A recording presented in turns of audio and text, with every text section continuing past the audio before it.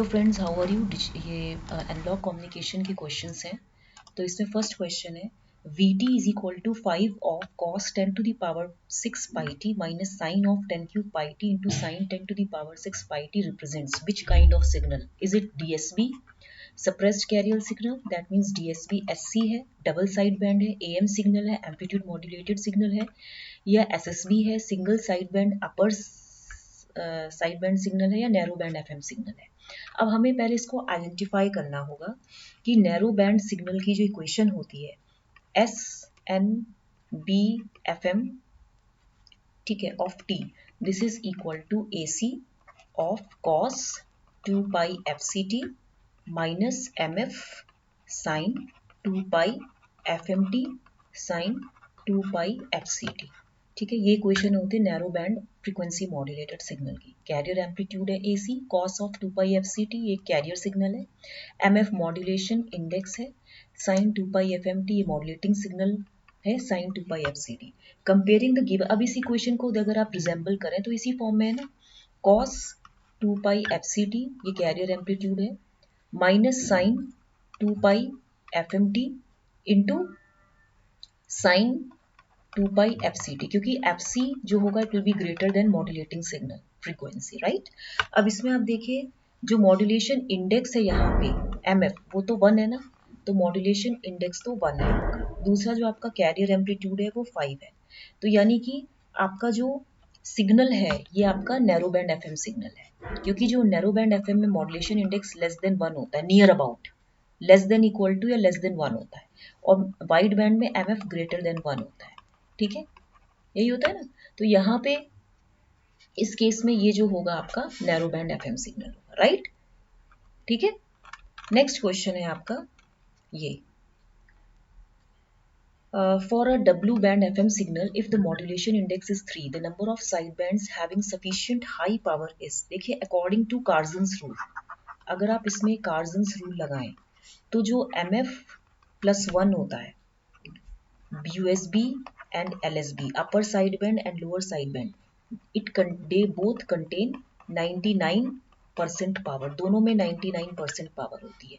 तो MF is equal to तो 3 है, तो यानी कि MF प्लस 1, ये MF है ना, मॉड्यूलेशन इंडेक्स है, ये मॉड्यूलेशन इंडेक्स है। ठीक है, तो MF plus 1 that means this is equal to 3 plus 1 that means it is 4। तो यानी कि 4 तो इसमें अपर साइड बैंड्स हैं एंड 4 लोअर साइड बैंड्स हैं, यानी कि टोटल जो है आपके पास 4 plus 4 USB plus LSB, total 8 side bands हैं। ठीक है, USB एंड LSB में 99% पावर होती है वाइड बैंड FM सिग्नल में, क्योंकि इसमें MF very much greater than 1 होता है। तो 8 साइड बैंड्स हो गए, टोटल 8 साइड बैंड्स हैं, तो इसमें सिग्निफिकेंट पावर है, तो total 8 side bands have sufficient power, तो यहाँ पे 8 साइड बैंड्स आएंगे। ठीक है, समझ में आया। नेक्स्ट क्वेश्चन है, phase modulation is generally not used for transmission because it needs higher power, it needs large antenna sizes, it is complex for decoding, it does not carry much information। देखिए, phase modulation जो होता है आपका, it is a modulation pattern that encodes information as variations, जो information को as variations coding करती है in instantaneous phase of a carrier wave. Carrier wave के फेज, जो क्षणिक फेज होता है उसके वेरिएशंस में, ठीक है, it is able to encode the informations as variations in instantaneous phase of a carrier wave। phase modulation जो होता है it is widely used for transmitting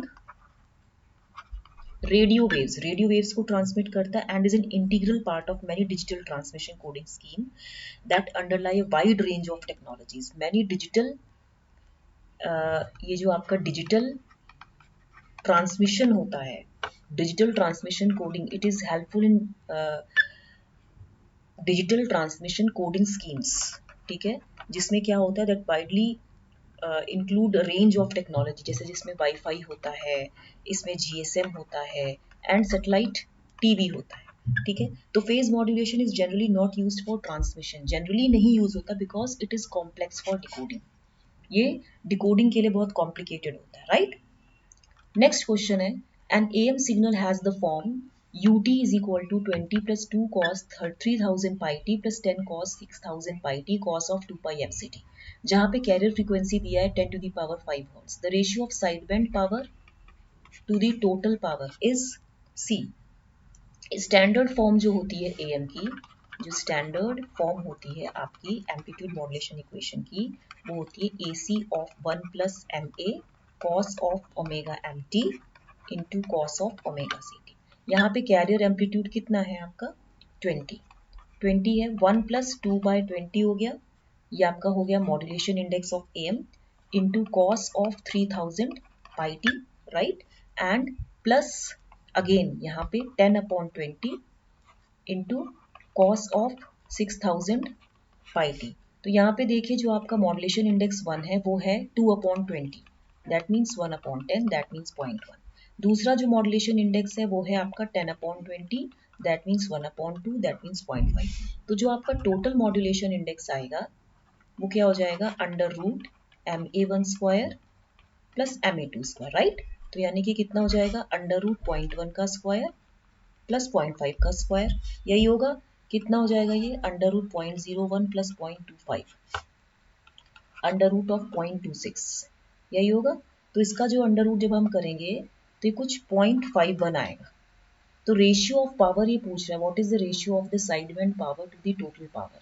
तो यहाँ मार्कर चेंज करते हैं, जो आपके पास रेशियो आएगा of sideband power to the total power, that will be equal to ma square by 2 plus ma square, ये आपका फॉर्मूला होता है, राइट। तो यहाँ पे जो आपका ma स्क्वायर है वो कितना है, 0.51 का स्क्वायर, जो भी हमने टोटल निकाला, ये ma होगा ना, एंड बाय 2 प्लस 0.51 का होल स्क्वायर। अब आप 0.51 को 0.25 भी लिख सकते हैं, 0.25 0.51 को नियर अबाउट आप 0.5 भी लिख सकते हैं। तो 0.5 का होल स्क्वायर इज 0.25, तो 2 प्लस 0.25 दैट मीन्स 0.25 बाय 2.25। इसको सॉल्व करेंगे तो लगभग ये आपका 0.11, it will come out to be as 0.115। तो ये आपका 0.115 है। अगर आप 51 भी लेंगे तब भी ज़्यादा डिफरेंस नहीं होगा, 0.115 होगा, इसे आप चेक कर लीजिएगा, ठीक है, ठीक है। नेक्स्ट क्वेश्चन है आपका, the figure shows the spectrum of an amplitude modulated wave, an additional carrier wave of same frequency but amplitude A is added so that the transmitted power is reduced to 81/88 of initial power and the modulation index becomes 0.5. The value of A is, देखिए ये question आपका homework है, ये question आपको करना है, ठीक है, ठीक है। इसमें आपको जो भी है आपका कौन सा ए मैक्सिमम होगा, कौन सा ए मिनिमम होगा, ये आपको देखना है, ठीक है। तो इसने पूछा है कि ट्रांसमिटेड पावर जो है ये रिड्यूस हो रही है 81/88 ऑफ इनिशियल पावर, एंड जो मॉड्यूलेशन इंडेक्स है वो आपका है 0.5। तो हमें ए की वैल्यू निकालनी, ए इज एडेड, ठीक है। तो ये आप देखिएगा कैसे निकालना है, ये होमवर्क है। टिल देन मैंने 4 क्वेश्चंस कराए हैं, इसको लाइक शेयर सब्सक्राइब करना मत भूलिएगा। Okay, thank you very much.